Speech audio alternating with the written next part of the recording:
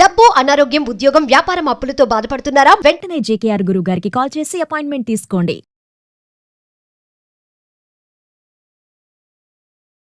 నమస్తే, welcome back to Suman TV. ప్రస్తుతం మనతో పాటు ఉన్నారు కేరళ జ్యోతిష నిపుణులు, life coach, manifestation coach, money coach, date of birth లేని వారికి పుట్టుమచ్చల శాస్త్రం, ప్రశ్న శాస్త్రం, హస్త సాముద్రిక, బహుముఖ ప్రజ్ఞాశాలి జేకేఆర్ గారు ఉన్నారు. గురుగారితో మాట్లాడదాం. నమస్తే అండి. నమస్కారం. గురుగారు, ఇప్పుడు శ్రావణ మాసానికి శివుని పూజకి అసలు విశిష్టత ఏంటి? ఇంకా చాలా మంది ఏంటంటే శివభక్తులు ఆలయానికి వెళ్లకుండా ఇంట్లోనే పూజ గదిలోనే శివలింగాన్ని పెట్టుకుని ప్రతిష్ఠిస్తారు. అంటే ఇంట్లో పూజ గదిలో ఎక్కడ పెట్టాలి శివలింగాన్ని అంటే ఒక్కసారి మా తప్పకుండా అమ్మా. వాస్తవంగా ఈ శ్రావణ మాసంలో శివకేశవుల ఆరాధన చాలా ఉత్తమోత్తం అమ్మా. కార్తీక మాసంలోనే శివుణ్ణి పూజించటం అనుకుంటారు జనం. వాస్తవానికి శ్రావణ మాసంలో ఈశ్వరుని పూజిస్తే విష్ణువుకి ఇష్టం. కార్తీక మాసంలో విష్ణువుని ఎవరైతే ఆరాధిస్తారో పరమేశ్వరుడు అనుగ్రహాన్ని ఇస్తాడు. అదేవిధంగా ఈ శ్రావణ మాసం అనగానే మనం సహజంగా లక్ష్మీనారాయణని ఆరాధిస్తూ ఉంటాం. వాస్తవానికి శివకేశవుల్ని ఎవరైతే ఆరాధిస్తారో శ్రావణ మాసంలో వాళ్ళకి లక్ష్మీదేవి తొందరగా అనుగ్రహాన్ని ఇస్తుంది. అందుకని ఎప్పుడూ కూడా ఈశ్వరుణ్ణి ఆరాధించి తీరవలసిందే శ్రావణ మాసంలో. అయితే చాలామంది గుళ్ళకి ప్రతిరోజు వెళ్ళటానికి ఇబ్బందిగా ఉండి ఇంట్లోనే శివలింగాన్ని ప్రతిష్ఠిస్తూ వస్తారు. ఎలా ప్రతిష్ఠించాలి ఇంట్లో శివలింగాన్ని అంటే మీ బొటన వేలు సైజు అంతా శివలింగాన్ని తీసుకోవాలి. అంతకన్నా పెద్దగా ఉండకూడదు.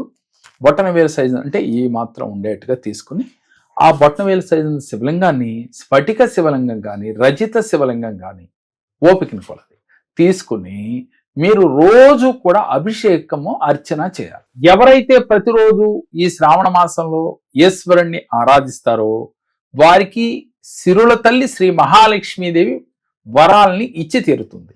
అయితే ఆరాధించే విధానం ఎలా ఉండాలి అని అంటే ఎప్పుడు కూడా ప్లాస్టిక్ ఆటలో, స్టీల్ ఆటలో, ఐరన్ దాంట్లో పరమేశ్వరుడు శివలింగాన్ని పెట్టకూడదు. రాగి దాంట్లో కానీ, ఓపిక ఉన్నవాళ్ళు బంగారంలో కానీ, ఓపిక లేని వారు కనీసం వెండి దాంట్లో కానీ, లేదంటే రాగి పాత్రలో కానీ ఈ శివలింగాన్ని పెట్టి ప్రతిరోజు కూడా అభిషేకం చేస్తే చాలు. పరమేశ్వరుడికి కరుణ ఎంత ఎక్కువో కోపం కూడా అంతే.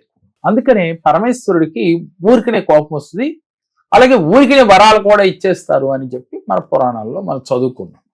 అలాంటి పరమేశ్వరుడితో మీరు ప్రతిరోజు కూడా మీ పూజా మందిరంలో ఈ యొక్క రాగి పాత్ర కానీ, మనకి వెండి పాత్రలో కానీ, ఒప్పుకున్నోళ్ళు బంగారు పాత్రలో కానీ పెట్టుకుని అది ఉత్తరముఖంగా స్వామివారిని పెట్టి మీరు అభిషేకించినట్లయితే తొందరగా మీకు ఆ స్వామి యొక్క అనుగ్రహం కలుగుతుంది. అయితే అభిషేకించేటప్పుడు మీ దగ్గర పళ్ళ రసాలు కావచ్చు, లేదు ఆవు పాలు కావచ్చు, పంచామృతాలతో కూడా ఓపిక కొలది మీరు చేయొచ్చు. నా దగ్గర ఏమీ లేదు సార్ ఇవాళ అన్నప్పుడు నీళ్లతో అభిషేకించినప్పటికీ కూడా ఆ పరమేశ్వరుడు పరవశించిపోతాడు. కాకపోతే శివలింగం పొడిబారకుండా చూసుకోవాలి. అప్పుడు ఏం చేయాలి? తులసి కోటలో కూడా పెట్టుకోవచ్చు. కొంతమంది తులసి కోటలో కూడా పెట్టి పూజ చేస్తూ ఉంటారు. లేని ఎడల ప్రతిరోజు కూడా మీ పూజ అయిపోయిన తర్వాత హారతి చేసినాక మరలా నీళ్లు పోసి ఆ శివలింగాన్ని పెట్టాలి. ఏదైనా ఊరు వెళుతున్నాం మనం 2-3 రోజులు, అలా డైరెక్ట్గా శివలింగాన్ని ఇంట్లో ప్రతిష్ఠించినప్పుడు అలా వదిలేయకూడదు. వాటర్లో అంటే వాటర్ పోసి పెట్టాలి. ఎప్పుడూ కూడా వాటర్లో ఉండాలి. అలా ఉంటే ఆ పరమేశ్వరుడి యొక్క అనుగ్రహం వీరికి ఎప్పుడూ ఉంటుంది. పొడిబారిపోయి ఎండిపోవటం, వాటర్ లేకుండా ఉండటం చేసినట్లయితే మనకి అంత మంచిది కాదు.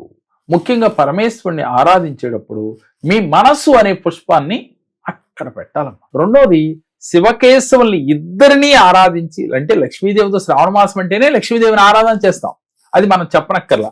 లక్ష్మీదేవితో పాటుగా శివకేశవుల్ని ఆరాధన ఏ ఇంట్లో అయితే జరుగుతుందో, అభిషేక ఖర్చుల్ని ఏ ఇంట్లో అయితే చేస్తారో వారికి లక్ష్మీ కటాక్షము, వారి భర్తకి ఆయుష్వృద్ధి, ఆర్థిక అభివృద్ధి కలుగుతాయి. అయితే ముఖ్యంగా ఈ పూజలో పరమేశ్వరుణ్ణి మనం ఆరాధించేటప్పుడు మీరు ఆ స్వామి దగ్గర కూర్చుని ఒక 5 సార్లు మనసులో సంకల్పం చేసుకుని శ్వాస తీసుకోవాలి. ఏమని?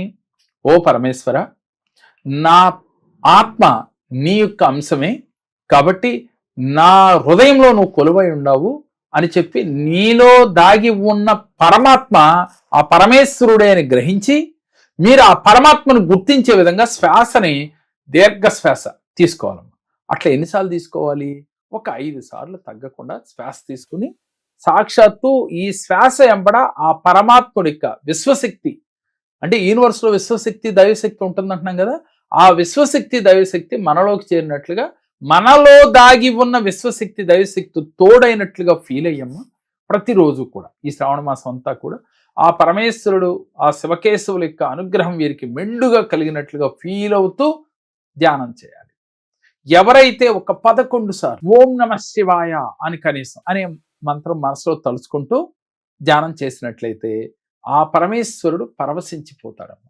మీ మనసు అనే పుష్పాన్ని ఆ స్వామి దగ్గర పెట్టి ఈ యొక్క శివలింగాన్ని ప్రతిరోజు ఆరాధన చేస్తూ ఉండాలి.